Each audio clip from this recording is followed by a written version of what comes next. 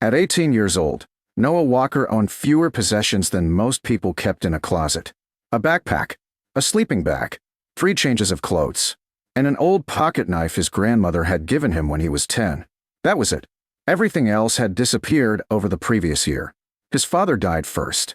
His mother followed 8 months later after a long illness. The small apartment they rented vanished shortly afterward. Bills piled up. Savings disappeared. Relatives suddenly stopped answering phone calls. By graduation, Noah was effectively homeless. Most nights were spent sleeping in shelters. The rest were spent in his aging pickup truck. The future felt like a dark tunnel with no visible end. Then the letter arrived. The return address belonged to a law office nearly 200 miles away. At first, Noah assumed it was a mistake. He almost threw it away. Thankfully, he didn't. Inside was a notice regarding the estate of Eleanor Walker, his grandmother, the woman who had practically raised him every summer as a child. Noah hadn't seen her in years. Distance, money, and life had gotten in the way. The letter informed him that Eleanor had passed away 3 months earlier. More surprisingly, she had left him her property, a house deep in the forest. Noah remembered the place vaguely, a strange old building hidden among towering pine trees. Most family members hated visiting it. His grandmother loved it. She often called it her sanctuary. 3 days later, Noah drove into the mountains. The road became narrower with every mile. Civilization gradually disappeared behind him. Eventually, even the cell signal vanished. Dense forests surrounded everything. Towering pines blocked much of the sunlight. The woods felt ancient, almost untouched. Then he saw it. The house, or at least what he assumed was a house. Noah immediately stopped the truck. What is that? The structure looked unlike anything he had ever seen. Circular, massive, built from weathered stone and timber. A domed roof rose above the trees. Vines climbed the walls. Large windows wrapped around the exterior. From a distance, it resembled an observatory, or perhaps an old temple. Certainly not a normal home. His grandmother had never mentioned that. The place looked abandoned, yet strangely intact. Noah climbed out of the truck. The forest around him was silent. Too silent. No birds. No insects. Only wind moving through the trees. The front door stood at the top of a short stone staircase. A brass plaque remained attached beside it. The lettering had faded with age. Still, he managed to read it. Walker House. Nothing else. No date. No explanation. Noah pushed the door open. The hinges groaned. Dust swirled through shafts of sunlight. Then he froze. The interior was enormous. Far larger than the exterior suggested. A circular central room stretched upward beneath the dome. Bookshelves covered entire walls. Thousands of books. Maps. Cabinets. Scientific instruments. Old furniture. The place looked less like a house and more like a forgotten research center. His grandmother had lived here alone? The thought seemed impossible. He spent the afternoon exploring. Every room produced new questions. A library. A workshop. Storage rooms filled with notebooks. Locked cabinets. Shelves packed with journals. The entire building felt purposeful, designed for something specific. But what? By evening, Noah found the kitchen. To his surprise, it remained stocked. Canned food, dry goods, emergency supplies. Enough to last months. Almost as if Eleanor had prepared for someone to arrive. The discovery brought unexpected comfort. For the first time in over a year, Noah would sleep indoors. That night he settled into an old guest room. Rain began falling outside. Wind rattled the windows. Despite the unfamiliar surroundings, exhaustion quickly pulled him toward sleep. Then the sound came. A low metallic thump. Noah opened his eyes. The room was dark. For several seconds he listened. Nothing. Then it happened again. A heavy mechanical sound. Somewhere beneath the house. His pulse quickened. The old building suddenly felt much larger. And much stranger. Grabbing a flashlight, he stepped into the hallway. The sound came again. Thump. Followed by a faint grinding noise. It reminded him of machinery. Old machinery. Slowly moving. He followed the noise downstairs. The beam from his flashlight swept across dusty floors. The sound grew louder. Thump. Grind. Thump. Eventually, it led him to a locked wooden door near the center of the building. A door he hadn't noticed earlier. The noise seemed to originate from behind it. Noah tested the handle. Locked. Of course. He returned to bed. But sleep never came. The mystery lingered. The next morning, he searched the house more carefully. Hours passed. Eventually, he discovered a small brass key hidden inside one of his grandmother's desk drawers. Attached to it was a handwritten note. "You'll hear it eventually." Noah stared. That wasn't creepy at all. The note continued. "When you're ready, open the door beneath the dome." His grandmother's handwriting was unmistakable. Suddenly, the locked room felt much more important. Noah hurried back downstairs. The brass key fit perfectly. The lock clicked. Slowly, the door opened. A stone staircase descended into darkness. Cold air drifted upward, along with the faint mechanical sound. Thump, grind, thump. Noah aimed his flashlight downward. The stairs spiraled deeper beneath the house. Far deeper than they should have. His curiosity overpowered caution. Step by step, he descended.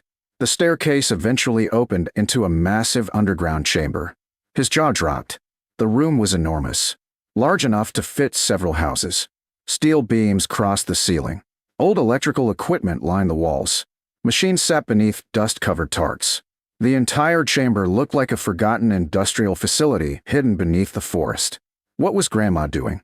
His voice echoed. At the center of the room stood a large metal table, and on top sat an envelope. Waiting. The front contained only his name. Noah. He opened it immediately. Inside was a letter. The first sentence made his stomach tighten. "If you've reached this room, then the family has probably failed you." Noah slowly sat down. The words felt painfully accurate.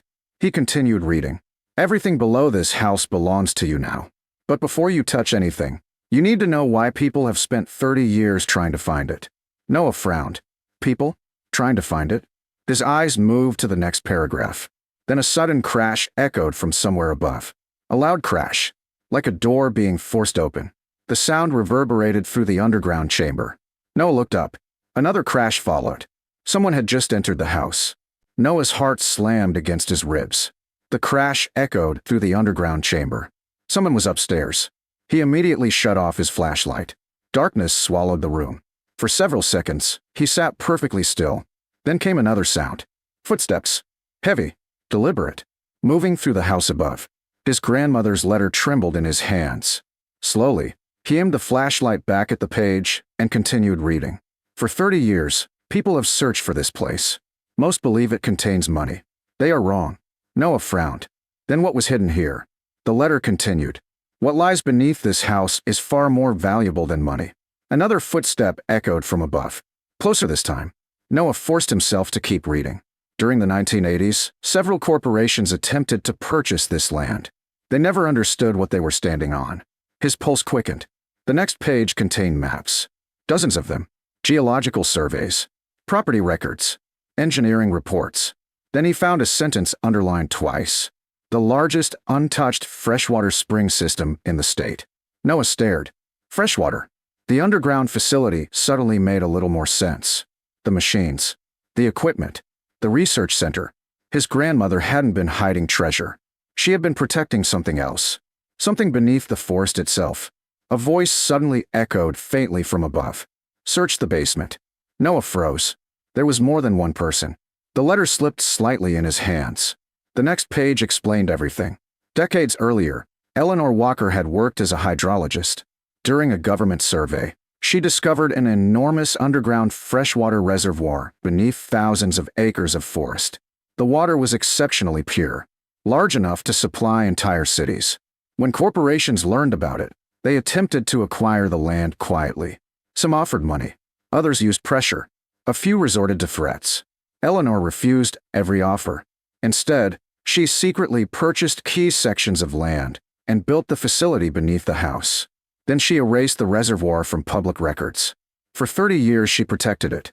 Alone, Noah sat silently. His grandmother had never been just a woman living in the woods. She had been guarding something. Then he reached the final page. His stomach tightened. The reservoir belongs to a conservation trust. The ownership documents are hidden here. Without them, someone can take everything. A loud bang echoed from the staircase above. The intruders had found the underground entrance. Noah quickly looked around the chamber. Rows of machinery stretched into darkness. Metal cabinets lined the walls. One stood directly beside the table. Its door was slightly open. Inside sat dozens of file boxes. He searched frantically, then found a folder labeled Walker Conservation Trust. His pulse accelerated. This had to be it. Another voice echoed from the staircase. Lights down here. They were coming. Fast. Noah grabbed the folder and shoved it into his backpack. Then he noticed something else. A second envelope. Smaller. Addressed directly to him. He opened it. Inside was a handwritten note. If they're here, use tunnel free.